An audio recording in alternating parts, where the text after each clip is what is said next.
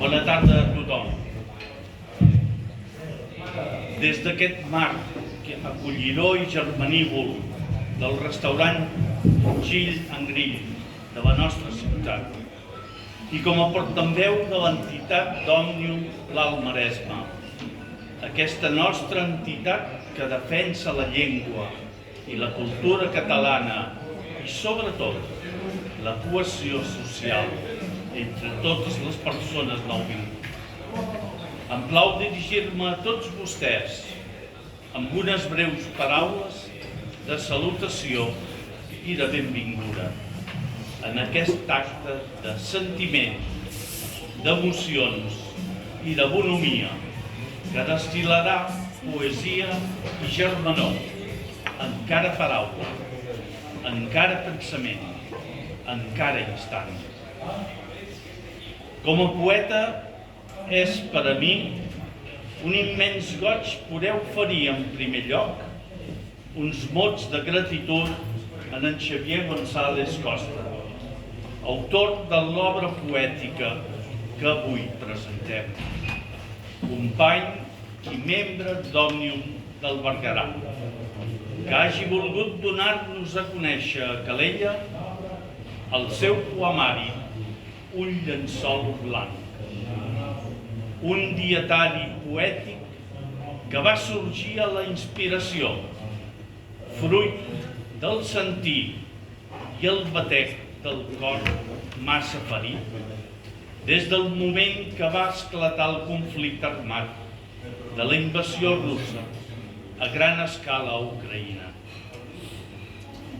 I mentre anireu traspassant fulles en la lectura d'aquest llibre, trobareu poemes, estrofes, pensaments que us captivaran al vostre interior i resseguireu un singular itinerari que us farà transportar des del temps inicial de l'ocupació del territori fins més enllà d'uns mesos de confrontació feréstega i que avui, en el mateix cor d'Europa, fa sagnar de dolor amb la guerra a Ucraïna. Diria que Un llençol blanc, el poemari que avui teniu a les mans, vol ser una obra d'ànima solidària, perquè en cada pàgina descobrireu el valor de la paraula transformada en sensibilitat i emocions a flor de pell. I també, i fruit de les diverses presentacions del llibre de poemes que han precedit a la d'avui, els seus exemplars s'han exhaudit amb escreix i ja és la segona edició, i això vol dir que l'escriptura dels seus poemes tangibles commouen l'ànima del lector. I dono la benvinguda també a tots els interlocutors que agafaran la paraula en aquest acte d'avui i aportaran l'empremta dels sentiments i el testimoni més emocional. Gràcies per acompanyar-nos i compartir la riquesa del verb. Amb un llençol blanc, l'autor hi ha volgut embolcallar la inspiració, unes vivències, tota la bellesa lèxica i aquella dignitat que s'amaga en el dolor de la persona anònima que es troba en situacions punyents.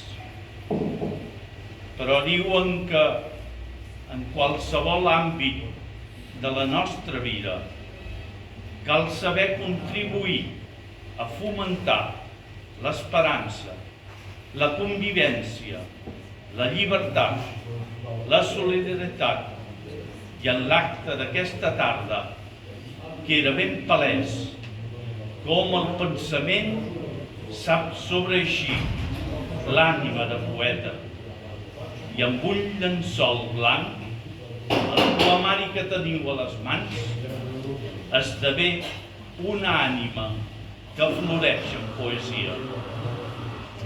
Deixeu-me acabar els meus mots amb un sonet de la poetessa calellenca que va ser la Concepció Orgán i Valverde, emmirallat en la seva personalitat poètica i sobretot humana, que traspuava pau i bondat innata.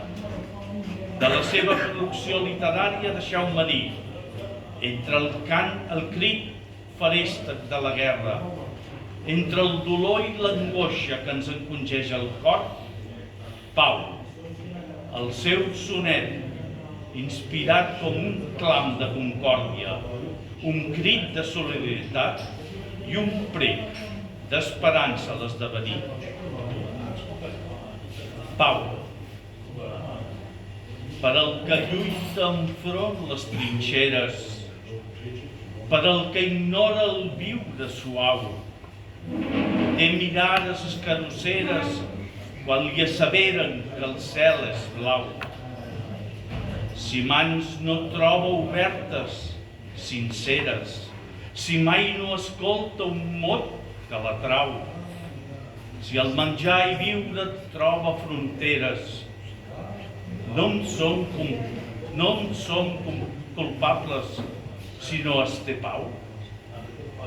La pau es troba dins la mà amiga, en el somriure a flor de llavi, en el qui empara i obre el cancell, en el que allunya l'ori, la intriga, ofrena jura i no empunya glavi. Pau, aleshores, som tu, jo i ell. Gràcies.